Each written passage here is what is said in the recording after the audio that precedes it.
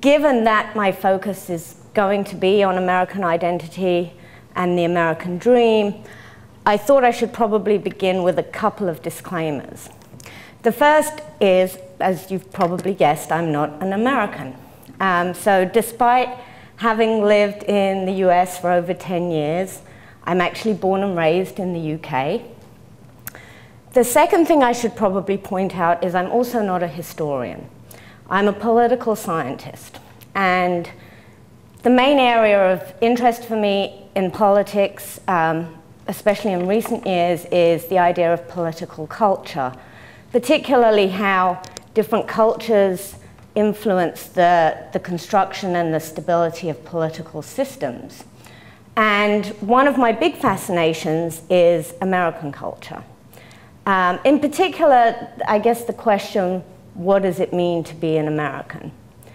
And in that respect, my academic pedigree, my nationality, is probably less important than the fact that I'm also a mother of a very precocious American son. And he is very much an American. And, you know, I'll admit up front, from when he was born, I've tried very hard to kind of indoctrinate him in his British heritage. And I've had some limited success with that. He says vitamin instead of vitamin. And he calls soccer football. But I realized early on how limited that success was. When Gabriel was about just 4 years old, I picked him up one day from preschool, and he's in the back of my car, and he proceeds to recite verbatim the Pledge of Allegiance. And I look back, and when he's finished, he looks at me and he says, "Mommy, does it upset you and Nana and Papa that America is the greatest country in the world?" And, you know, since then, he's 8 now, like I said. He knows, you know, the story of Washington and Martin Luther King and Lincoln. And no matter how hard I try on the 4th of July, hot dogs, fireworks, it always comes down to, "Mommy, does it really upset you that we beat you?" And this is a fascination for me, in part because after 12 years of school and 10 years of college, I know less about my heritage than my 8-year-old son knows about his. And that, to me, is very fascinating. And it leads me in to this question of what it means to be an American. So today, what I'm really going to focus on is what I believe is very much the unifying foundations of the American identity. And I'm tracing that back to colonialism, and I'll talk a little more specifically about it in the context of St. Augustine. So, as the great American philosopher Horace Kallen once noted, most countries are named for or by the people that inhabit them. America, however, or Americans, are actually named for the land that they inhabit. They don't define their country, it is their country that defines them. And this is the first unique element, I think, in this picture of American identity. It's to some extent intuitive for us to understand how peoples define nations, how they define lands. We can see it in art and architecture. We can see it in dress and manners, hear it in music and languages. We can feel it in the cobblestones under our feet, right here in St. Augustine. It's much less clear how a land defines a people. How America takes people from very diverse backgrounds, from different places with different languages, different beliefs and customs, and somehow makes them its own.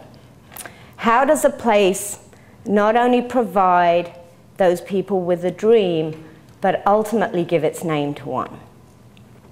So, despite the diverse and multi-ethnic nature of contemporary America, the story of American history has, for the most part, been woven from the colonial heritage of the original 13 colonies. The American past is understood very much, I think, as the story of the expansion of British America. In truth, however, and this is what I hope to demonstrate today, the multifaceted, multi-ethnic tapestry of the modern United States is very much a reflection of the diverse cultures that define its national heritage, and that have done so from the very outset. In the global world of today, where ethnic identity and ethnic diversity is usually much more the source of conflict and disharmony, the United States is an anomaly, and this is part of my interest in contemporary American politics. It's simultaneously one of the most heterogeneous nations on the earth. At the same time, it's also one of the wealthiest. It's arguably the most powerful, and probably most significantly, it's one of the most stable countries on earth. Understanding how this has been possible requires us to examine not so much what distinguishes Americans from each other, those things are very evident, I think, as much as understanding what it is that unites them together. So my purpose here is to explore this question in the context of the colonial settlement of La Florida. More particularly, to argue that the contemporary United States, the unity of this nation, can be explained to some extent through a common American identity. From the moment the Old World arrived on Florida's shores, it might be argued that the seeds of the American dream were sown.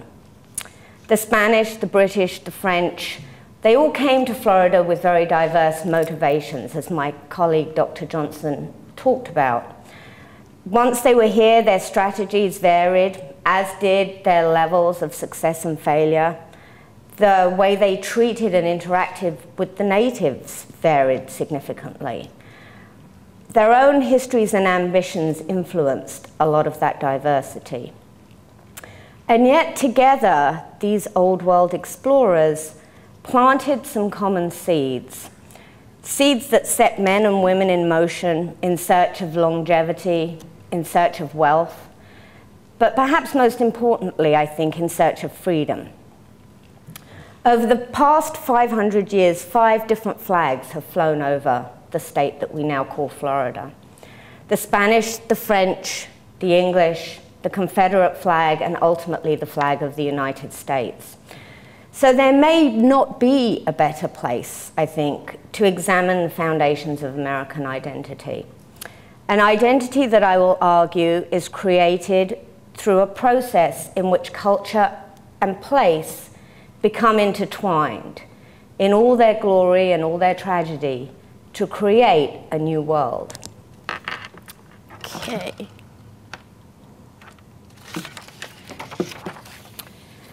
So if there's any good place, I think, to begin to start to examine American identity, it's perhaps the American dream. There's no question that the American dream is a multifaceted one. It means many different things to many different people. To some people, and these are predominantly non-Americans, the American dream is something of a joke. It's a symbol of American chauvinism, it's a symbol of American arrogance. To others, it represents self-determination. It represents individualism, success, and wealth. It's everything from Wall Street to Madison Avenue, west to Hollywood Boulevard. And then for others, those of us that are not so cynical and not so frivolous, I think at its most basic, the American dream is just a unique set of moral and social values. And that's the dimension of the dream that I'm going to focus on here. So we often date the foundations of the American dream to 1776, to Thomas Jefferson's declaration that all men are created equal, that they are endowed by their Creator with certain unalienable rights, that among these are life, liberty, and the pursuit of happiness. Others, after Jefferson, subsequently developed this dream. And a good example, I think, is Letters from an American Farmer, where Hector St. John de Crèvecoeur described the infant nation as a place where man could abandon all his ancient principles and manners and act upon new principles, and thus be rewarded by ample subsistence. When James Truslow Adams popularized the term American Dream in The Epic of America, which was written back in 1931, he pretty much just articulated what many people before him had implied, that America was not just the home of the dream, it was the dream itself. While, however, the dream embodies these principles, as articulated by Jefferson, of equality, liberty, and prosperity, opportunity, these things I think are very defining of American identity. The most persistent characteristic, I would argue, of the American dream is the belief in new beginnings. The idea that the past does not bind us irrevocably, that fresh starts are always possible, and that progress is something that we can always look forward to. Historically, the motive of new beginnings is inseparable from the image of America as a new world, a potential Eden in the West. For the Spanish conquistadors, driven clearly by religious fervor, this new Eden promised gold and silver, perpetual youth, perhaps even a new Jerusalem. For the British settlers, it represented hope for a new life, freedom from religious oppression. Both, however, I would argue, were ultimately in search of new beginnings, of opportunities to succeed that had eluded them in the old world.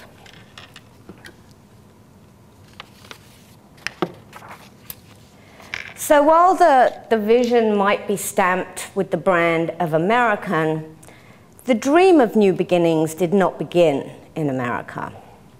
In fact, it might be argued that the dream itself was conjured even before Columbus discovered the continent. While Columbus may have set out in search of a western passage to Asia, while he might have been financed by those looking to get their hands on the riches of the East, his own vision, and I think Dr. Johnson's presentation reinforced this, was arguably much more about this imagined kingdom of God, a terrestrial paradise, something that might be established in this new world. And Columbus was not alone in those visions, whether it was the Fountain of Youth, El Dorado, the New Atlantis. The Old World dreamers were seeking out their dream in this Golden West, this place that would become America. The frontier for these pioneers was the Atlantic Ocean, beyond which they believed existed this brave new world where men and women could begin again.